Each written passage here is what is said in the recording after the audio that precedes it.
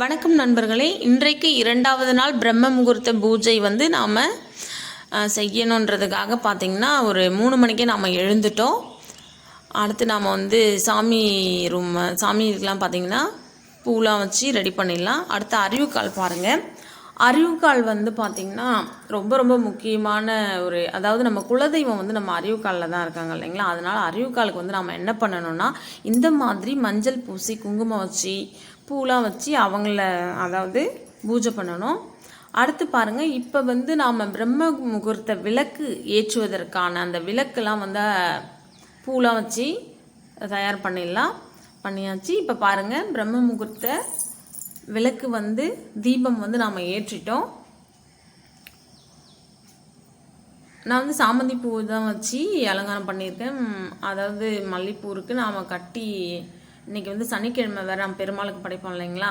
அதனால் எனக்கு காலையில் முருகருக்கு மட்டும்தான் கட்டுறதுக்கு நேரம் இருந்துச்சு.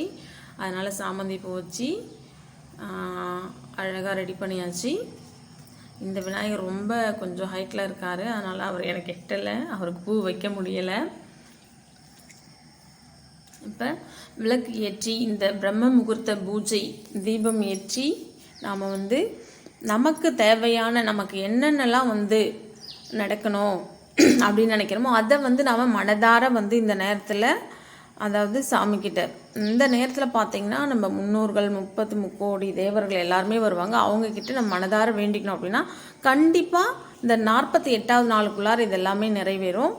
அடுத்து பாருங்கள், இப்போ நிறைவாக நான் பூஜை பண்ணிவிட்டேன். அடுத்து நான் பால்கனிக்கு வந்திருக்கேன். அங்கே பார்த்திங்கன்னா இந்த குரோட்டன்ஸ் ரொம்பவே அழகாக இருக்கும். காலையில் எழுந்திருக்கும் போது நாம் ஃபஸ்ட்டு இந்த குரோட்டன்ஸ் தான் நான் பார்ப்பேன். எவ்வளோ அழகாக இருக்குன்னு பாருங்கள். இந்த குரோட்டன்ஸ் வளர்க்குறது அப்படின்னு அதில் எனக்கு அதிகமான இந்த ஆர்வம் ஈடுபாடுன்றது எனக்கு இல்லை, ரசிப்பேன் அவ்வளோதான். ஆனால் என்னோடய ஹஸ்பண்ட் பார்த்திங்கன்னா முழுக்க இந்த குரோட்டன்ஸ் வாங்கி அதை வளர்க்குறது, அடிக்கடி அந்த குரோட்டன்ஸ்க்கு வேலை செஞ்சுட்டே இருப்பார்.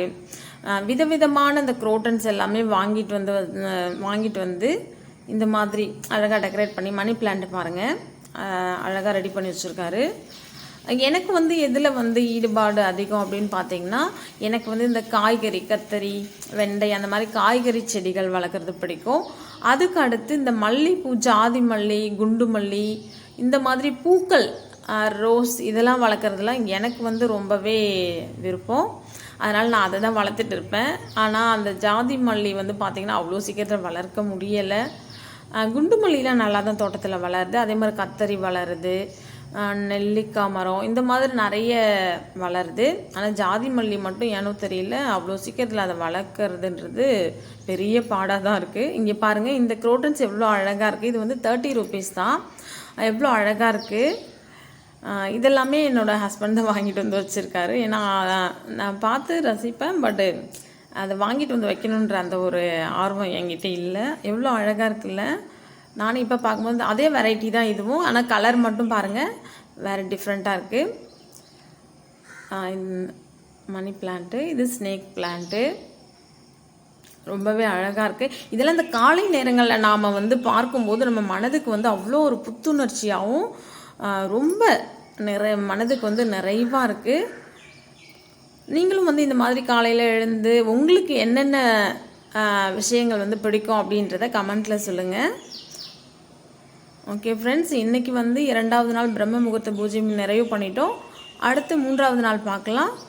நன்றி, வணக்கம்.